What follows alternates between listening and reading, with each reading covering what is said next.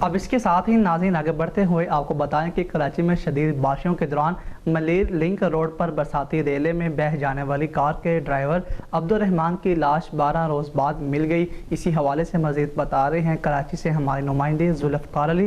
جی ذوالفقار بتائیے گا۔ جی بالکل، 16 اگست کو ملیر کے لنک روڈ پر پانی کے ریلے میں گاڑی بہہ گئی تھی۔ کار میں ڈرائیور اور ایک ہی خاندان کے 6 افراد سوار تھے۔ ایس ایس پی ملیر کے مطابق حیدرآباد کا رہنے والا ڈرائیور کراچی کی فیملی کے 6 افراد کو حیدرآباد لے جا رہا تھا کہ موٹر وے M9 کے لیے جاتے ہوئے برساتی ریلا ندی کے پل اور مرکزی شاہراہ سے اوور فلو ہو کر گزر رہا تھا کہ اس دوران کار ڈرائیور کو علاقہ مکینوں نے آگے جانے سے روکا بھی تھا، مگر وہ نہیں رکا اور جو ہی کار ریلے میں گئی تو پانی کا تیز بہاؤ کار سمیت 7 افراد کو بہا لے گیا۔